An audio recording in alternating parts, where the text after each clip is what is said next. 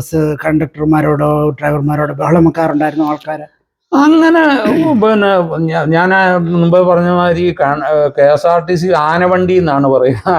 അതായത് ആനവണ്ടിക്ക് അതിൻ്റെതായ ഒരു പ്രിവിലേജ് ഉണ്ട് ഇപ്പോഴും. അതുപോലെ അതിൻ്റെ ഉദ്യോഗസ്ഥന്മാർക്കാണേലും പിന്നെ പൊതുജനങ്ങൾ ഏതാണ്ട് കാക്കി കിട്ട പോലീസുകാരെ പോലെയോ ഒക്കെ ഉള്ള ഒരു കണ്ടക്ടറൊന്നും പിന്നെ ഡ്രൈവറൊന്നും ഒക്കെ അല്ലെ KSRTC എംപ്ലോയി എന്ന് പറയുമ്പോഴത്തേക്കും സർക്കാർ ഉദ്യോഗസ്ഥനാണ്, അവൻ്റെ അടുത്ത് കളിച്ചാൽ പ്രശ്നമാകും. ഇപ്പം എന്തെങ്കിലും ഒരു തർക്കം ഉണ്ടായിട്ടുണ്ടെങ്കിൽ പിന്നെ KSRTC ബസ് നേരെ പോലീസ് സ്റ്റേഷനിലോട്ട് കൊണ്ടുപോകും, അവർക്കൊരു സംരക്ഷണം കിട്ടും. ഇപ്പോഴത്തെ പിന്നെ കഴിഞ്ഞ ദിവസം മേയർ വണ്ടി തടഞ്ഞതൊക്കെ പറഞ്ഞ മാതിരിയുള്ള അങ്ങനെയൊന്നും ആ കാലത്തൊന്നും ഉണ്ടായതായിട്ട് എനിക്ക് ഓർമ്മയില്ല. പിന്നെ ഒരുത്തരും ഒരു KSRTC കണ്ടക്ടറുടെയോ ഇവരുടെ നേരെ കൈപൊക്കാൻ അത്ര പെട്ടെന്നൊന്നും ധൈര്യപ്പെടാറില്ല. ഈ കോളേജ് സമരം നടക്കുമ്പോൾ ബസ്സിന് ടയർ കയറത്തില്ലേ? അത് ആ കാലത്ത് എങ്ങനെയും അങ്ങനെ സംഭവങ്ങൾ ഇഷ്ടം പോലെ കല്ലേറ് കൊണ്ടിട്ടുണ്ട്.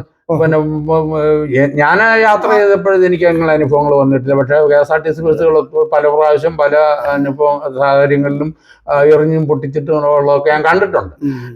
എനിക്കന്ന് ഞാൻ പറഞ്ഞില്ലേ, എനിക്ക് ഒരിക്കലും ഞാൻ എൻ്റെ ഒരു ചെറിയ വരൽ പോലും കൊണ്ട് ഒരു പൊതുമുതൽ നശിപ്പിക്കാൻ എനിക്ക് ഇഷ്ടപ്പെട്ടില്ല. ഞാനൊരു കല്ലെറിയാൻ പോയിട്ടില്ല. അതിനോട് എവിടെയും അന്തസ്സായിട്ട് എനിക്ക് പറയാൻ പറ്റും. ഞാനോട് ഒട്ടും യോജിപ്പില്ല. കാര്യം നമ്മൾ ഒരുപാട് നഷ്ടം ഉണ്ടാകുന്നു. പബ്ലിക് മുതലെന്ന് പറഞ്ഞാൽ public property is our property. നമ്മുടെ പണം തന്നെയാണ്, നമ്മുടെ പണം കൊണ്ടാണ് അത് നശിപ്പിക്കുന്നതിനോട് അത് ഞാൻ മുമ്പേ പറഞ്ഞല്ലോ, കോളേജ്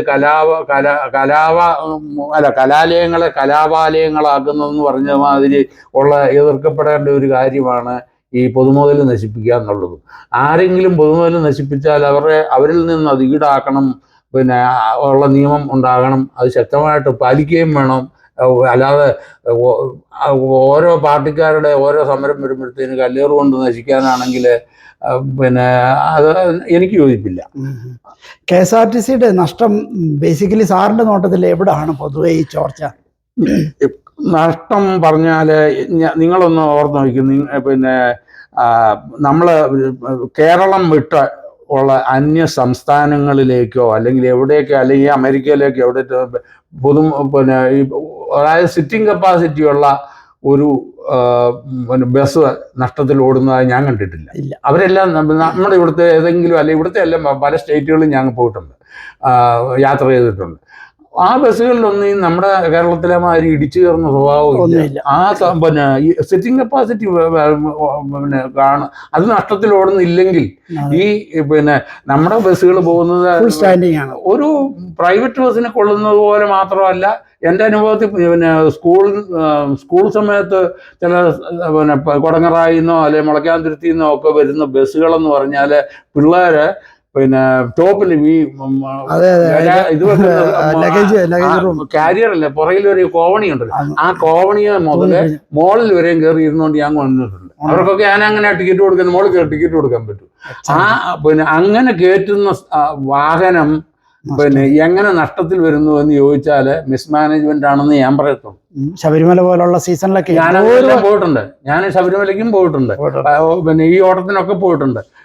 പിന്നെ സത്യത്തില് അതിലെ പിന്നെ വേറെ കുറെ വെള്ളാനകളാണ് ഇത് നമുക്കൊന്നും എൻ്റെ അല്ലാതെ നഷ്ടത്തിലോടാൻ ഒരു വഴിയില്ല.